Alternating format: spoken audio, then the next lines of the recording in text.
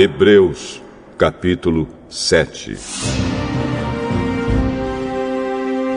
Esse Melquisedeque era rei da cidade de Salém e sacerdote do Deus Altíssimo. Quando Abraão estava voltando da batalha em que matou os reis, Melquisedeque foi ao encontro dele e o abençoou. Abraão lhe deu a 10ª parte de tudo que ele havia tomado dos inimigos na batalha. O nome de Melquisedeque quer dizer, primeiramente, Rei da Justiça. E porque ele era rei de Salém, o seu nome também quer dizer Rei da Paz. Não se conhece o pai, nem a mãe, nem qualquer antepassado de Melquisedeque. E também não se sabe nada sobre o seu nascimento ou sobre a sua morte. Por ser como filho de Deus, ele continua sacerdote para sempre. Vejam como Melquisedeque era grande. Abraão, o patriarca, lhe deu a 10ª parte de tudo que havia tomado dos inimigos na batalha. Conforme a lei de Moisés, os sacerdotes, que são descendentes de Levi, têm a obrigação de receber do povo a 10ª parte de tudo.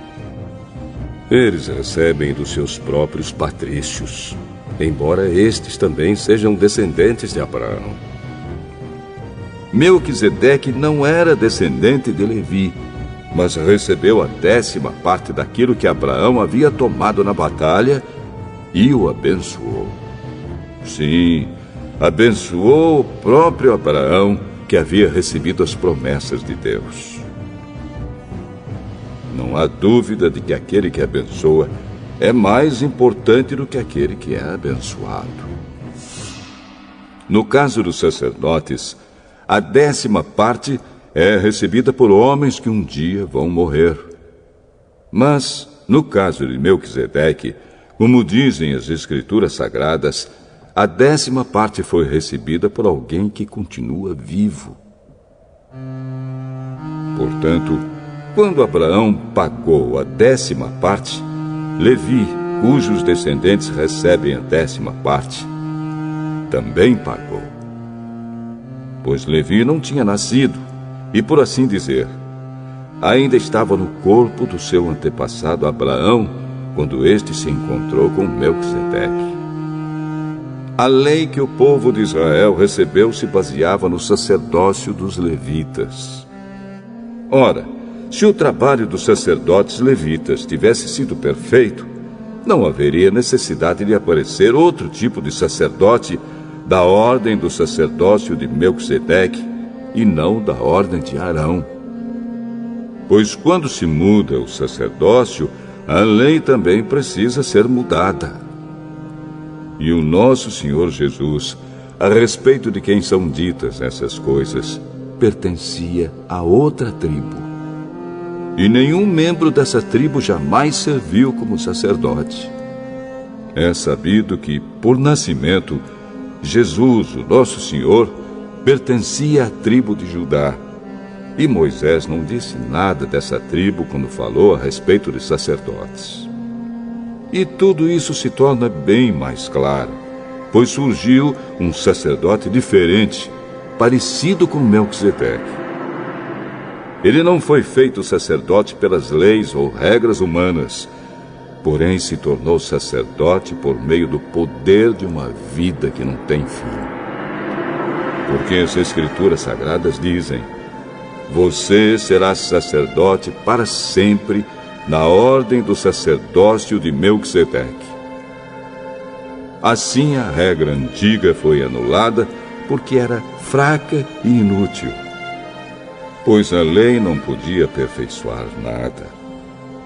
Mas agora, Deus nos deu uma esperança melhor, por meio da qual chegamos perto dele. Além disso, há o juramento de Deus. Não houve juramento quando os outros se tornaram sacerdotes. Porém, houve juramento quando Jesus se tornou sacerdote, pois Deus lhe disse: o Senhor jurou e não voltará atrás. Ele disse: Você será sacerdote para sempre.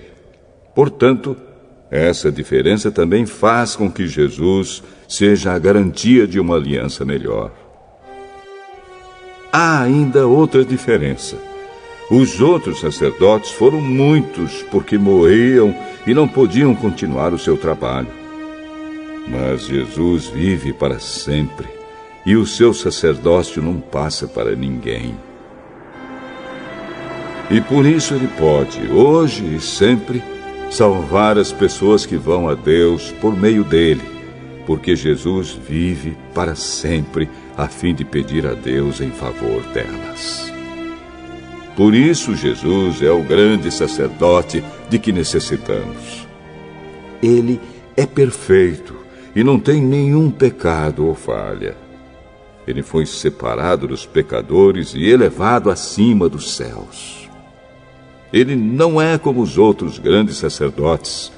Não precisa oferecer sacrifícios todos os dias, primeiro pelos seus próprios pecados e depois pelos pecados do povo. Ele ofereceu um sacrifício uma vez por todas, quando se ofereceu a si mesmo.